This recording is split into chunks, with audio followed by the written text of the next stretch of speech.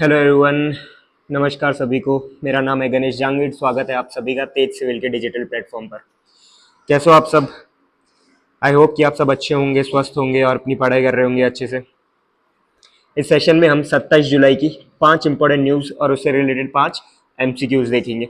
इस सेशन की पीडीएफ आपको तेज सिविल के जो एप्लीकेशन है वहाँ पर और इसके अलावा तेज सिविल का जो टेलीग्राम चैनल है वहाँ पर मिल जाएगी और वो हिंदी और इंग्लिश दोनों में होगी। इसके अलावा तेज सिविल की टीम द्वारा जून 2025 की जो करंट अफेयर मैगजीन है वो तैयार की गई है आपके लिए, जो कि आरपीएससी की बदलते हुए पैटर्न के हिसाब से तैयार की गई है और वो हिंदी और इंग्लिश दोनों में है। चलिए सेशन को स्टार्ट करते हैं कोटेशन के साथ। कोटेशन कहता है कि every drop of sweat has value. पसीने की हर बूंद की कीमत होती है। It builds the foundation of your success. ये आपकी सफलता की नींव रखता है। तो आपको क्या करना है? हार्डवर्क करते रहना है। हार्डवर्क करने से कतराना नहीं है। बाकी सब चीज़ें सेकेंडरी है, लक वगैरह सब सेकेंडरी है। प्रायोरिटी पर आपका हार्डवर्क होना चाहिए। चलिए आगे बढ़ते हैं अपने सेशन में। ये आप देख सकते हो जून मंथ की कुछ क्लिप्स मैंने यहाँ लगाई है, जो करंट अफेयर मैगजीन है हिंदी में और इंग्लिश में। अब सबसे पहले अपन पिछले वाले सेशन का रिवीजन कर लेते हैं जल्दी से। पिछले सेशन में हमने पहली न्यूज़ देखी थी कि अमेरिका यानी कि यूएसए ने जो है यूनेस्को से हटने की घोषणा की है। यूनेस्को की मेंबरशिप जो है उसे विड्रॉ करने की घोषणा की है और ये टोटल थर्ड टाइम है, तीसरी बार है जो यूएसए ने यूनेस्को से हटने की घोषणा की है। और जो विड्रॉल है ये कब से लागू होगा? ये लागू होगा 31 दिसंबर 2026। 31 दिसंबर 2026 के बाद यूएसए है परमानेंटली यूनेस्को से एग्जिट ले लेगा। इसके बाद हमने देखा कि डीआरडीओ जो है, डीआरडीओ ने अनमैन्ड एरियल व्हीकल यानी मानव रहित वाहन, जिसका नाम क्या था? ULPGM-V3, ये इसका नाम था। तो डीआरडीओ ने unmanned aerial vehicle launch precision missile, जिसका नाम है ULPGM-V3 का सफलतापूर्वक परीक्षण किया, यानी कि टेस्ट की। कहां पर टेस्ट किया गया है? इसका टेस्ट किया गया आंध्र प्रदेश के कर्नूल में नेशनल ओपन एरिया रेंज। ये टेस्ट साइट है। परीक्षण का जो स्थल है वो ये है, नेशनल ओपन एरिया रेंज, जो कहां पर है? कर्नूल, आंध्र प्रदेश में। यहाँ पर इसकी टेस्टिंग की गई। फिर हमने देखा जो ये अनमैन्ड एरियल व्हीकल है ULPGM-V3, इसको कौन डेवलप कर रहा है? तो इसको डेवलप कर रहा है डीआरडीओ, और डीआरडीओ के साथ में कुछ स्टार्टअप और एमएसएमईज है। और इसको मैन्युफैक्चर आगे कौन करेगा? तो इसको मैन्युफैक्चर करेगा अडानी डिफेंस लिमिटेड और उसके साथ में भारत डायनेमिक्स लिमिटेड। इसके अलावा मैंने आपको एक और अनमैन्ड एरियल व्हीकल के बारे में बताया था, मानव रहित जो वाहन होता है उसके बारे में बताया था, जिसका नाम था रुद्रास्त्र। तो ये भी आपको ध्यान में रखना है। कहाँ पर हुआ था इसकी टेस्टिंग? कहाँ हुई थी? महाजन फायरिंग रेंज में हुई थी और इसको डेवलप किया था सोलर डिफेंस एरोस्पेस लिमिटेड। तो ये भी ध्यान में रखना, आपके एग्जाम के लिए इंपॉर्टेंट है। फिर हमने देखा केंद्रीय मंत्री अमित शाह ने राष्ट्रीय सहकारिता नीति 2025 का अनावरण किया। ठीक है, कहां पर हुआ था? तो ये हुआ था अटल अक्षय ऊर्जा भवन। कहां पर है ये? अटल अक्षय ऊर्जा भवन। तो ये है दिल्ली में, वहां पर इसका अनावरण किया गया। सबसे पहली जो भारत की राष्ट्रीय सहकारिता नीति यानी कि नेशनल कोऑपरेटिव पॉलिसी कब आई थी? तो वो आई थी 2002 में। ठीक है, और फिर हमने देखा था कि इसका उद्देश्य क्या है। तो इसका उद्देश्य यह है कि सहकारिता के माध्यम से जो 2047 तक 2047 तक भारत का टारगेट है डेवलप्ड स्टेट बनने का, तो सहकारिता का उसमें जो है योगदान देना, कोऑपरेटिव्स का उसमें योगदान देना। इसके अलावा हमने देखा था कि 2025 को जो यूएन जनरल असेंबली, इसके द्वारा 2025 को इंटरनेशनल ईयर ऑफ कोऑपरेटिव घोषित किया गया है। और इसकी थीम यानी कि विषय की बात करें इस साल की, तो विषय है सहकारी समिति एक बेहतर विश्व का निर्माण करती है, यानी कि cooperatives build a better world. फिर हमने देखा कि भारत और यूके ने ऐतिहासिक व्यापक आर्थिक और व्यापार समझौता यानी comprehensive economic and trade agreement पर हस्ताक्षर किए। किसके बीच में? तो ये ध्यान में रखना, इंडिया और यूके के बीच में। इसके माध्यम से हमने ये देखा कि जो अभी वर्तमान में बाइलेटरल ट्रेड यानी द्विपक्षीय व्यापार है 56 बिलियन डॉलर का है ना, 56 बिलियन डॉलर का है, जो 2030 तक इसको दोगुना कर देना, यानी 112 बिलियन डॉलर का व्यापार करना इन दो देशों के बीच में। और किन दो मिनिस्टर्स के बीच में ये हस्ताक्षर हुआ था? तो ये हुआ था, हमने देखा था, पीयूष गोयल जो है इंडिया के जो ministry of commerce and industry, Piyush Goyal, और यूके से जोनाथन रेनॉल्ड्स, मैंने आपको बताया था, जो कि वहां के व्यापार सचिव है। इन दोनों के बीच में ये एमओयू साइन हुआ था, या फिर मैं बोलूं ये समझौता है, इस पर हस्ताक्षर हुआ था। और किस दौरान? तो मैंने आपको बताया था कि प्रधानमंत्री की जो अभी यूके का दौरा है उस दौरान हुआ था। फिर एट द एंड हमने लास्ट में देखा था कि कारगिल शौर्य वाटिका का उद्घाटन किया गया। ठीक है, कहां पर? तो राजस्थान विधानसभा परिसर में। कब हुआ था? 24 जुलाई। ठीक है, और इसमें मैंने आपको बताया था कि जो विधानसभा के जो स्पीकर है वासुदेव देवनानी, उनके द्वारा इसको शुरू किया गया। वासुदेव देवनानी द्वारा इसको शुरू किया गया। और मैंने आपको यह भी बताया था कि इस दौरान एक वृक्षारोपण कार्यक्रम हुआ था, जिसमें सिंदूर के पौधे को रोपकर उसको शुरू किया था, सिंदूर का पौधा, हरियाली अमावस्या के दिन। और फिर मैंने आपको बताया था कि 21 वीरांगनाओं यानी 21 विडोज को, जो कि उनको सम्मानित किया जाएगा। कारगिल वॉर में जो शहीद हुए थे, उनकी जो वीरांगनाएं हैं, 21 वीरांगनाओं को सम्मानित किया जाएगा। तो ये देखा था अपन ने लास्ट क्लास में। अब बढ़ते अपने पहले प्रश्न की ओर। पहला प्रश्न है कि नासा के ट्रेसर्स मिशन का मुख्य उद्देश्य क्या है? What is the primary objective of NASA's tracer mission? मंगल ग्रह की सतह का मानचित्रण करना और जीवन के संकेत खोजना। To map the surface of Mars and search for the science of life. यह अध्ययन करना कि पृथ्वी का चुंबकीय मंडल यानी कि मैग्नेटोस्फीयर सौर वायु यानी सोलर विंड के साथ कैसे परस्पर क्रिया करता है। To study the earth magnetosphere interacts with the solar wind. Black hole और कॉस्मिक माइक्रोवेव बैकग्राउंड रेडिएशन का अवलोकन करना, यानी to observe black hole and cosmic microwave. भविष्य के चंद्र अभियानों के लिए पुनः प्रयोज्य अंतरिक्ष यान प्रौद्योगिकी का परीक्षण करना। To test reusable spacecraft technology for future moon mission. क्या है आंसर इसका? इसका आंसर है कि जो पृथ्वी का चुंबकीय मंडल है, ठीक है, मैग्नेटोस्फीयर, वो और जो सौर ऊर्जा सौर वायु होती है यानी सोलर विंड्स, उन दोनों के बीच में कैसे क्रिया होती है, परस्पर क्रिया, उस चीज का अध्ययन करना। ये आप देख सकते हो न्यूज को कि NASA launches tracer mission to study earth magnetosphere and solar wind.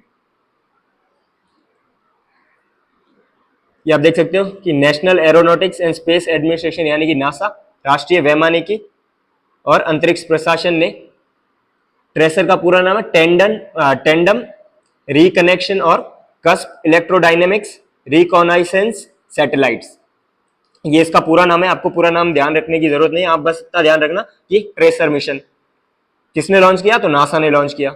इस दौरान क्या किया गया? 2 जुड़वा उपग्रह यानी ट्विन सैटेलाइट को लॉन्च किया गया, जो ये अध्ययन करेगी जो पृथ्वी का चुंबकीय क्षेत्र है वो सोलर विंड से पृथ्वी को कैसे सुरक्षा प्रदान करता है, इसके बारे में अध्ययन करेगा।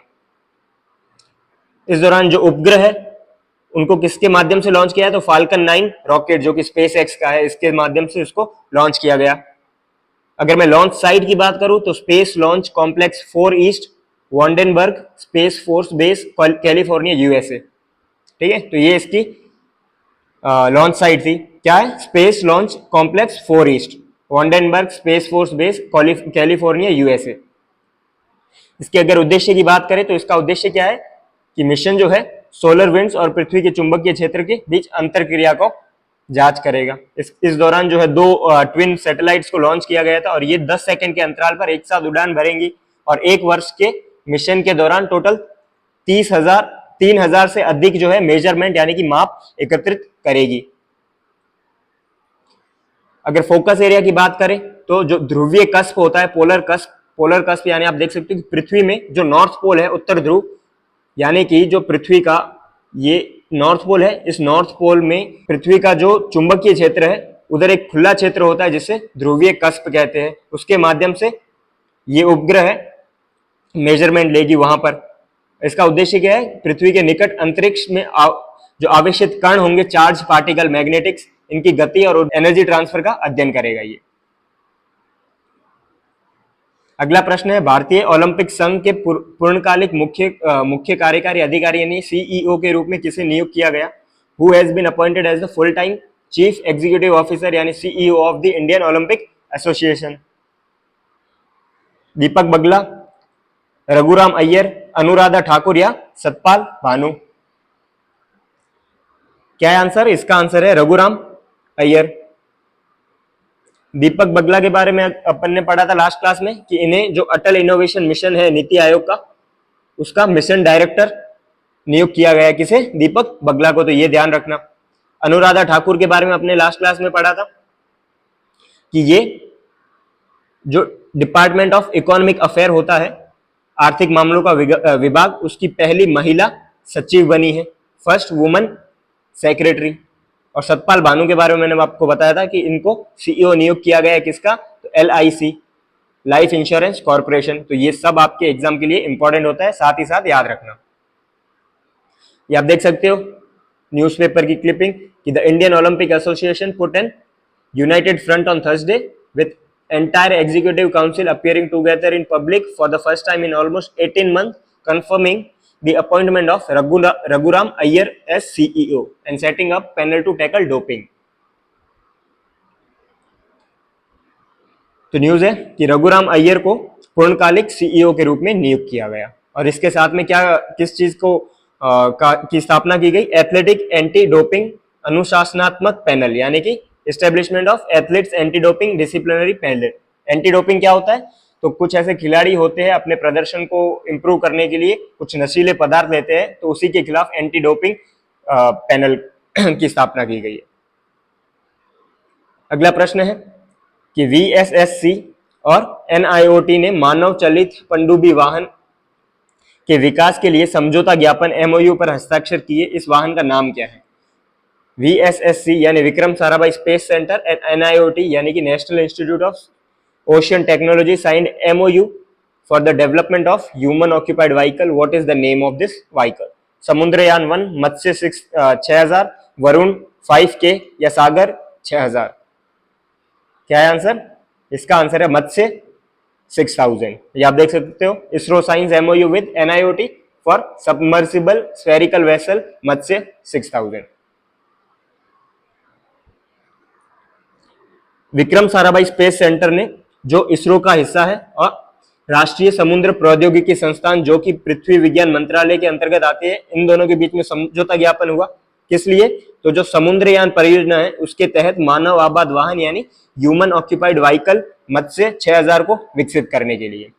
अगर मैं समुद्रयान परियोजना के बारे में बात करूं तो ये भारत की पहली मानव युक्त गहरे समुद्र यानी कि डीप ओशियन में एक्सप्लोरेशन के लिए ये परियोजना शुरू की गई है। तो इसका उद्देश्य क्या है कि एक पनडुब्बी वाहन में 3 सदस्यीय चालक दल को 6000 मीटर तक की गहराई में समुद्री जो संसाधन होते हैं उनकी खोज के लिए भेजा जाएगा।